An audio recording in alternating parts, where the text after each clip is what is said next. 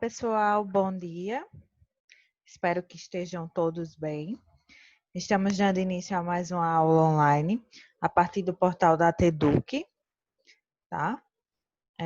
Onde vocês terão acesso aos slides, também estarão tendo acesso à videoaula e os outros links também relacionados ao contexto de hoje, né?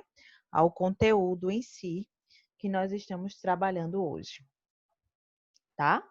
Então, como sempre é necessário a gente trazer uma revisão, né, relembrando o conteúdo que foi estudado na última aula, certo? Então, nossa aula que foi na semana anterior, tá? Então, nós estudamos um conteúdo que está ligado ao de hoje. Inclusive, os dois conteúdos estão no mesmo capítulo, certo? Então, vamos lá, dar início, né? Dando continuidade aos conteúdos que foram planejados no roteiro anual, tá?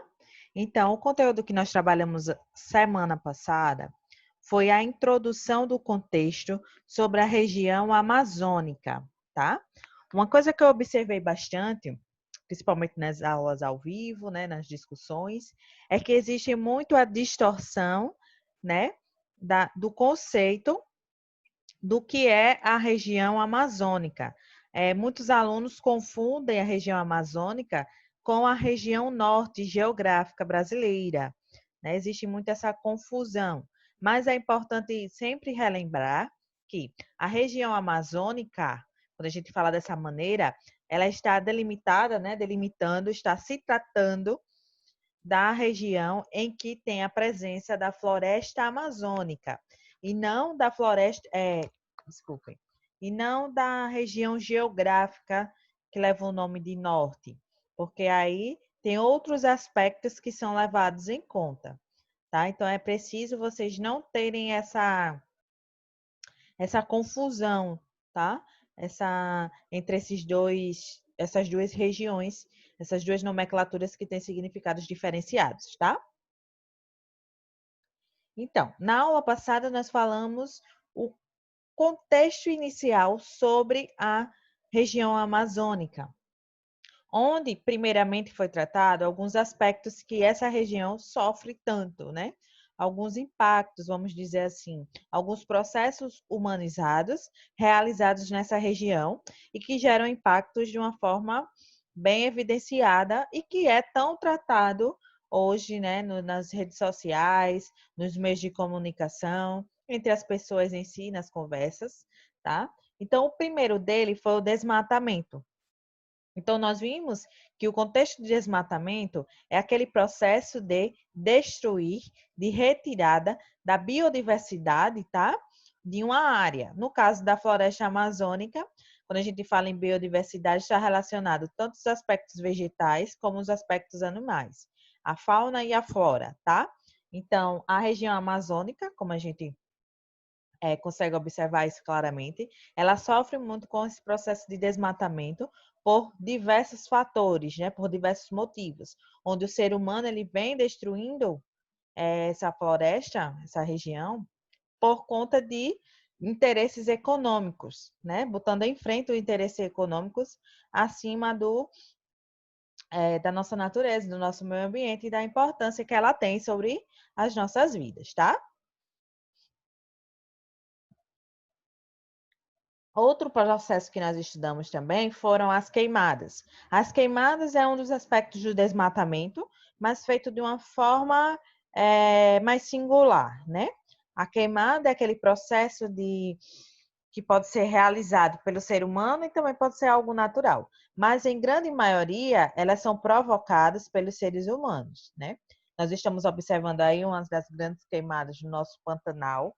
Esse ano ainda, nós tivemos também uma grande queimada na região amazônica, tá? Que é algo que acontece de uma forma bem pequena, né?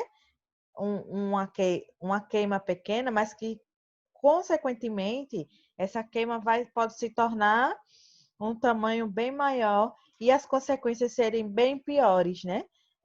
Como se fosse tocar fogo em um lixo, né? Quando as pessoas varrem, limpam os quintais, limpam os terrenos, não juntam aqueles matos, né, aquelas vegetações, então tocam fogo. Então, da mesma forma, pode acontecer nessas áreas, né? Uma pequena incidência de, de- da prática da queima pode ter uma proporção bem maior, gerar um problema bem maior, né? Que nem era planejado, que nem era previsto ser daquela forma. E, consequentemente, vai ter outro processo de desmatar, né? Ali são queimados diversos animais, tá, gente? Vocês, nesse momento que está passando do Pantanal, se vocês forem ler, assistir, vão ver que muitos animais estão sendo encontrados mortos, queimados, né? Vegetações, árvores, recursos vegetais, muitos ricos, né? Que já estão em poucas espécies, né? Em pouca variedade, estão sendo queimados também, em consequência desse processo de queimada, tá? Então, é algo muito triste. E também nós vimos a questão do avanço da fronteira agrícola. Quando a gente fala em avanço da fronteira agrícola, estamos nos tratando de quê? O processo de plantar, né, o processo de criar animais está superando seu espaço primeiro. Ele está aumentando e, consequentemente, também vai haver um processo de desmatamento.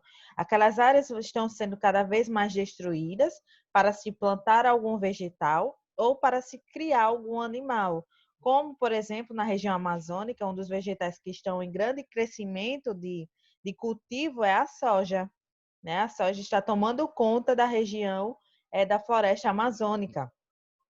Não só lá, gente, mas também em outras regiões brasileiras geográficas, ela vem tendo um grande aumento da sua produção, do seu plantio. Por quê? Porque é algo que gera muito dinheiro e isso está acima das preocupações com o nosso meio ambiente e com o nosso meio natural, tá? Então, é um dos problemas também. A criação de bovinos, né? Sabemos que o Brasil é um dos maiores exportadores de carnes bovinas, tá? Então, isso também, esse aumento, essa grande renda gerada a partir disso, fez com que essa fronteira agrícola também esteja em extensão, né? Em crescimento. Muitos animais, grandes pastos, né? Onde toda aquela vegetação também é retirada para se cultivar aquele pasto para aquele animal, tá? Então, muitos aspectos de degradar o nosso meio ambiente a partir desse aumento da fronteira agrícola lá na região amazônica. Nós também vimos a questão da biopirataria, que é aquele processo, né, de venda e compra de animais, vamos dizer assim, de espécies animais que não podem ser comercializadas, tá? E, consequentemente, esses animais estão entrando cada vez mais em processo de extinção, né? A falta dele nesse habitat, né? Nessa região amazônica. Já vimos diversas noticiários, por exemplo, que pessoas lá da Europa que acham muito exóticas algumas cobras que existem na região amazônica e terminam comprando, né? Essa venda e essa compra é legal, porque não pode haver essa comercialização. Também muitas aves, né? Pássaros, araras, tá? Araras que estão em extinção, cada uma mais lindas que as outras em suas colorações, né? Que chamam muita atenção. Muitas pessoas lá fora tentam comprar, compram até, porque querendo ou não, por mais fiscalização que exista, ainda existe esse mercado esse mercado que não pode acontecer, né? Ilegal, vamos dizer assim. A biopirataria, que é a pirataria ou venda ilegal de animais, de vidas, tá? Então, nós vimos também que a região amazônica, da floresta amazônica, ela está presente em 9 países, tá? Sendo o Brasil o país com o maior território, né? Com a maior parcela do espaço dessa floresta, né? A nossa querida e tão rica floresta amazônica. O nosso Brasil, ele tem a maior posse de terras dela, tá? Quando a gente fala em características geográficas, nós podemos falar que o clima nessa região ele é bastante quente, mas ele é úmido, tá? E também é cortada pela linha do Equador. Sabemos que na linha do Equador é aquela região em que irá haver o maior número, né, o maior grau de incidência solar e, consequentemente, vai ser mais a temperatura mais elevada, né? Mais calor dentro dessa floresta tão famosa e querida. Nós temos também a região geoeconômica amazônica. Diferente da região geográfica e diferente da região amazônica, a geoeconômica está relacionada aos aspectos econômicos, a geração de lucro existente nessa região, tá? Então, quando a gente estuda por essa parcela geoeconômica, nós iremos ver outros aspectos, né? A produção, né? A exportação, a industrialização, o processo de urbanização também entra nesse contexto da região geoeconômica amazônica, tá? Quando a gente fala em extensão versus população, é outro aspecto bem interessante. A região geoeconômica ou a região amazônica, ela tem uma grande extensão territorial, porém a população ela é muito pequena, né? Cerca de 2% no contexto brasileiro está presente na região amazônica, né? 2% de 100%, isso é muito pouco, né? Mas em território, ela chega até a 40% do nosso território. Então, não significa nada o tamanho do seu território com relação à sua população. Tá? Se a gente comparar a região sudeste, por exemplo, nós temos um território pequeno, mas nós temos um grande número de população, tá? E também nós encontramos que existem 3 cidades com maiores populações, né, maiores importâncias demográficas, que é Manaus, Belém e Cuiabá, tá? Então, na região amazônica, são essas 3 cidades que nós iremos ter umas maiores destaques na composição econômica e política também dessa região, tá? As hidrovias, que são as vias aquáticas, são aquelas vias mais utilizadas para o transporte, não só de pessoas, como também de cargas, né, de produção em si. São as vias mais viáveis para essa região. E nós vimos também que ainda existe comunidades em total isolamento. Elas nunca tiveram contato com pessoas de outras comunidades, com os colonizadores, por exemplo, né? Eles vivem de uma forma bem isolada, tá? Então, vamos dar início ao conteúdo de hoje, né? Em si. Foi programado, tá? Está no roteiro de vocês, mas é o conteúdo do capítulo 9, que fala sobre a ocupação da região amazônica, que está no grupo 8, tá? Entre as páginas 150 e 155. Vamos lá.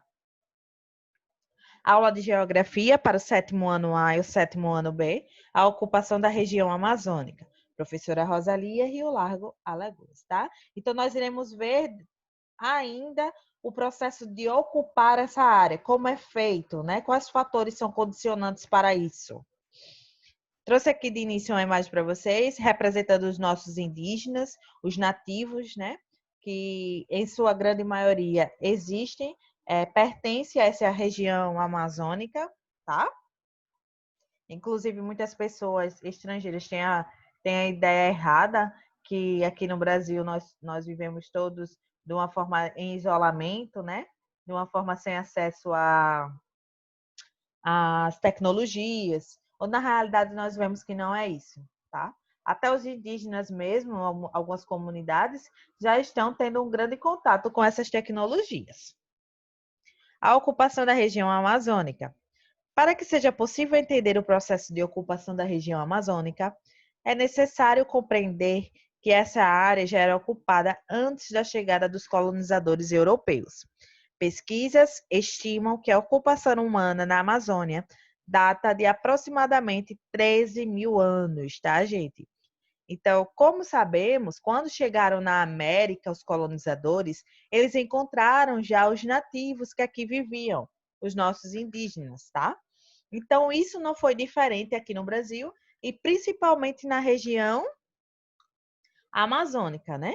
Não foi diferente. Então, segundo estimativas, fazem-se 13 mil anos que já existem pessoas, seres humanos, vivendo na região amazônica, tá? Até os dias atuais, existem povos nativos na região amazônica que vivem de maneira isolada, ou seja, que não tiveram ainda contato direto com os elementos da colonização europeia. Alguns levantamentos indicam a existência de pelo menos 100 grupos nativos cujo modo de vida permanece inalterado desde a ocupação, tá, europeia.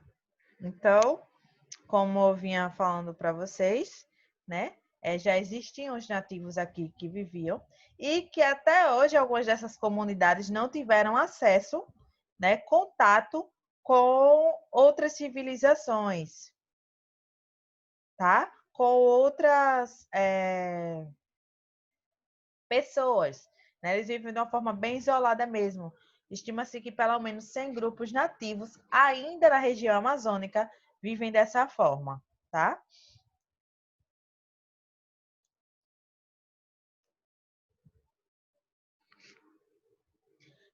Nas regiões mais interiores dos estados do Amazonas e do Acre, em áreas de território protegido, como o Vale do Rio Javari, próximo à fronteira com o Peru, o isolamento desses grupos nativos demonstra a resistência e a persistência de seu modo de vida tradicional, que tem base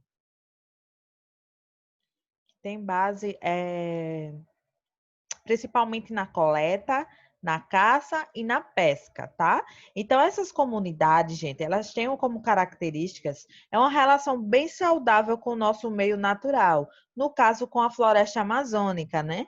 Eles praticam algumas ações, mas sem impactar tanto negativamente o território da floresta amazônica, tá?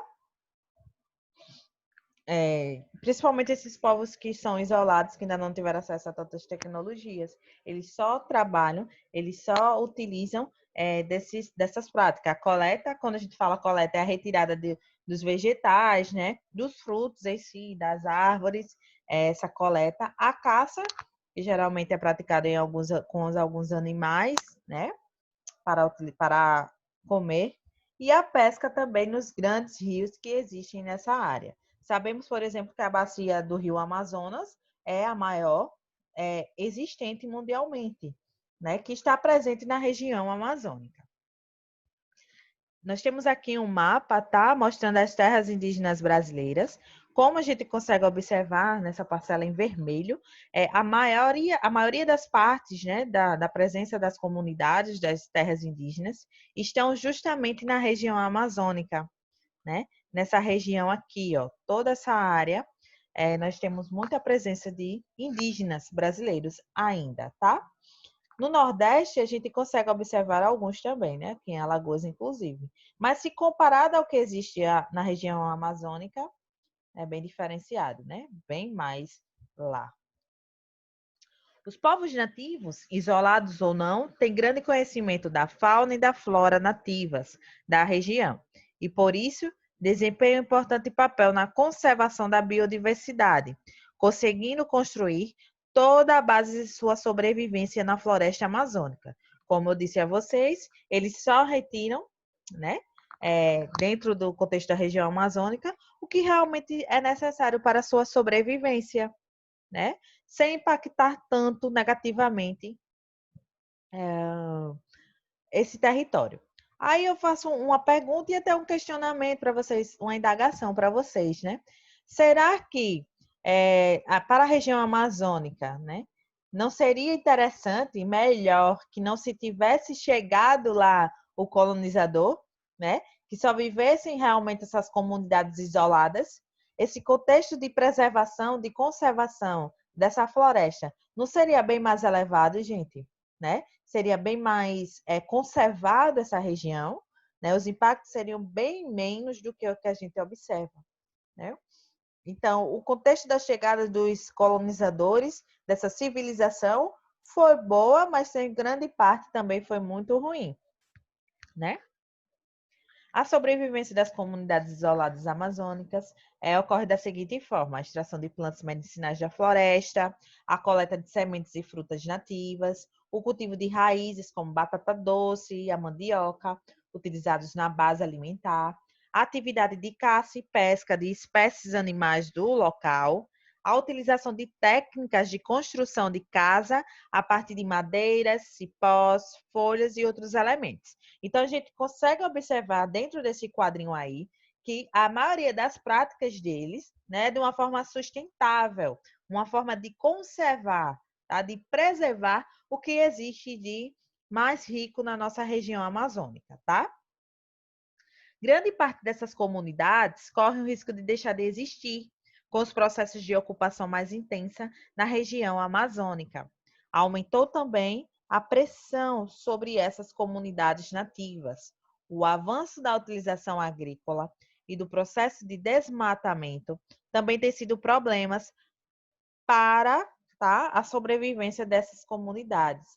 Então, também nós conseguimos observar que muitas vezes existem alguns conflitos relacionados à posse dessas terras, né? Onde os nativos, onde os indígenas, eles tentam proteger essa região, né? E alguns grandes fazendeiros, grandes produtores agrícolas tentam o quê? Fazer o processo de desmatamento cada vez mais intenso e que sua renda, né, que sua geração econômica se eleve cada vez mais, tá? E, consequentemente, ficar à frente de tudo as vontades econômicas. E essas comunidades que vivem de uma forma mais sustentável, né, sofrem bastante com isso, tá? Perdendo suas áreas, muitas vezes perdendo até suas vidas. Aqui eu trouxe duas imagens para vocês, representando a chegada, né, dos colonizadores ao nosso território brasileiro. Sabemos que foi por meio do oceano, por barcos, né? E eles tiveram os primeiros contatos com os nativos e indígenas. Lembrando que eles chegaram pelos oceanos, então eles não tiveram o primeiro acesso à região amazônica, né? Esse processo demorou um pouquinho para se acontecer. O processo de colonização europeia apresentou uma situação bastante particular. Quando falamos da região amazônica, pois, inicialmente, grande parte dessa região da América do Sul deveria pertencer ao domínio espanhol, em razão do Tratado de Tordesilhas. No Tratado de Tordesilhas, gente, o território brasileiro, vamos dizer assim, né? O território da América do Sul ele foi dividido em partes, onde a parte mais a leste, vamos dizer assim, era de domínio português, que é justamente a nossa área do litoral.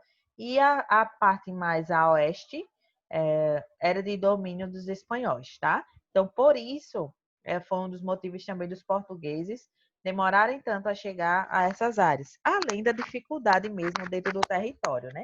Porque era algo desconhecido, muita floresta, né? Muita vegetação, muitos animais. Então, foi um processo mais demorado. Apesar de a chegada dos portugueses ao território brasileiro ter ocorrido em 1500, foi somente 40 anos depois, em 1540, que os colonizadores chegaram às regiões de floresta. A primeira expedição a chegar à Amazônia foi liderada pelo espanhol Francisco de Orellana, tá? Esse explorador realizou uma expedição que saiu da região andina e cruzou toda a região continental até o Oceano Atlântico, atravessando a floresta equatorial até a costa atlântica, onde hoje é a fronteira do Brasil com as Guianas, tá? Então, como eu tinha falado para vocês, a chegada à área da região da floresta amazônica foi um tanto demorada, né? Nós brasileiros, a chegada dos portugueses aconteceu em 1500, mas para se chegar essa área, né? Demorou um período de 40 anos, tá, gente? E foi liderado por esse espanhol Francisco de Orella.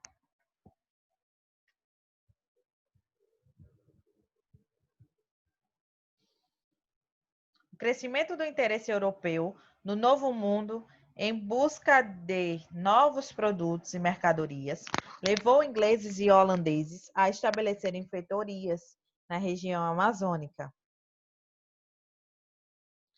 Ainda no século XVI e XVII. Esses exploradores entravam pelo rio Amazonas e iam para o interior do continente pela sua foz no Atlântico, tá? Então, a busca dessas áreas, elas cresceram no momento em que esses colonizadores, né, esses estrangeiros, conheceram e entenderam os valores, né, o quanto era rentável os bens naturais que existiam na floresta amazônica. Aqui tem uma imagem, também tem uma imagem igual, bem semelhante no livro de vocês, tá, gente? Que fala sobre a fundação da cidade de Belém no século XVII, onde marca o estabelecimento da influência da ocupação portuguesa na região amazônica, tá? Belém do Pará, que é a cidade com maior parcela litorânea, né, da região amazônica. Então, foi aí que se chegou com mais facilidade pelo oceano, vamos dizer assim, né, pelos rios, e houve uma ocupação dessa área de uma forma mais expressiva.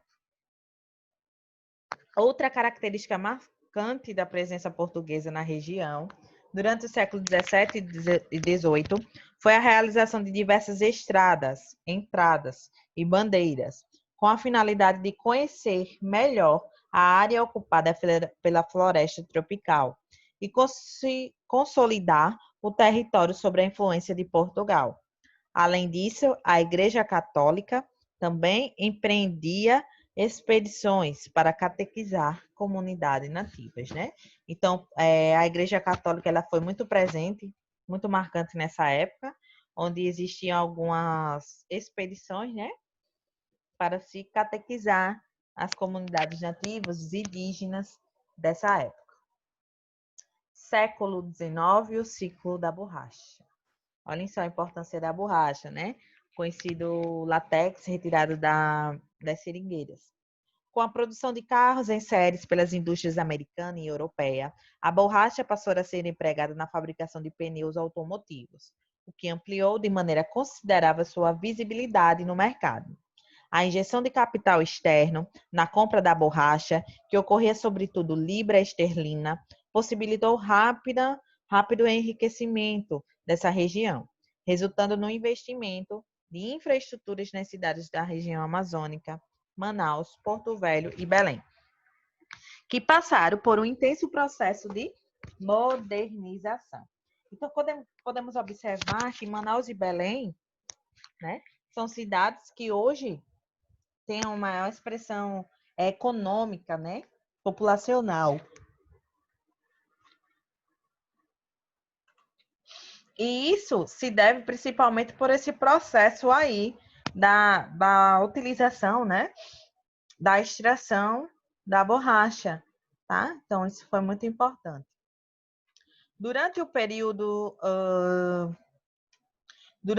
compreendido entre 1870 e 1900, a população de Manaus cresceu cerca de 50 mil habitantes para 250 mil habitantes. Então, isso aí, ó, quintuplicou, 5 vezes mais. Mas qual foi o motivo? Portanto, em um período de apenas 30 anos, nessa mesma época, a região amazônica urbanizou-se de fato. Esse crescimento econômico acabou atraindo também migrantes, tá, gente? Preste atenção que é migrantes de outras regiões brasileiras, que se deslocavam para a região a fim de trabalhar nas atividades extrativas da borracha. Além disso, houve um incentivo do governo para a migração. Quando a gente fala migração, gente, é o deslocamento dentro do mesmo território, no caso do Brasil, né? Então, sair apenas de uma região para outra. Nesse movimento, muitos nordestinos, tá? Eles foram para a região amazônica para trabalhar nessa extração da borracha, tá? Então, foi muito importante nesse contexto. Ó, a população quintuplicou, né? Claro, se eu tenho uma extração, eu preciso de um número de trabalhadores e, consequentemente, a população dessas áreas irão aumentar. Aqui nós temos duas imagens, né? A primeira representando a extração da borracha, que é das seringueiras, que é originária da região amazônica. E a segunda nós temos o belíssimo, né, histórico, Teatro Amazonas, tá? Muito lindo, todo rosinha. É localizado em Manaus, que é uma chamada Bela Época. Então, Bela Época é justamente são, vamos dizer, monumentos que nos demonstram as épocas mais antigas, né? A parte mais bonita das épocas mais antigas. A participação brasileira na produção mundial da borracha. Olhem só que interessante. No ano, Brasil, total mundial, e o Brasil no total mundial. Em 1900, o Brasil produzia 26.750 mil, tá? Da produção, e dentro da produção mundial era 44.808, cerca de 59,60% da produção mundial, né? Já em 1922, nós vimos nesse período que houve uma modificação dessa característica. Em 1905 foi o período que mais se produziu brasileiro, teve a maior participação brasileira na produção mundial, né, cerca de 61%, e essa produção ela foi se diminuindo aqui no Brasil, né, tendo uma menor prática. E em 1922 chegou a apenas 5,30% da produção mundial. Tá? Com tal redução, iniciou-se outro fluxo migratório, que reduziu os índices de populacionais na região. A consolidação de sua ocupação, que até hoje é um grande desafio ao seu desenvolvimento, foi tema de diversos projetos de integração regional durante o século XX. O território do Acre, né, que é tão questionado, professores já ouvi diversas vezes a questão do território do Acre, né, como é que ocorreu essa anexação, tal. O atual território do Acre só foi anexado ao Brasil durante o início do século XX. Antes desse período, a região era parte do território da América Espanhola e, como processo de dependência, passou a fazer parte da Bolívia, tá? Então, o território do Acre, ele era pertencente à nossa vizinha Bolívia, né? O país da Bolívia. Então, aqui eu trouxe uma imagem para você representando, né? O Acre, essa área aqui, que fazia parte da Bolívia. Nós temos o Brasil aqui, né? O Chile, o Peru, a Argentina e o Paraguai. Então, essa área aqui foi anexada ao Brasil, mas fazia parte da Bolívia. Então, o território do Acre, que pertencia... Desculpa, gente, tem um erro aí, tá? Mas é o território do Acre que pertencia à Bolívia, tá, gente?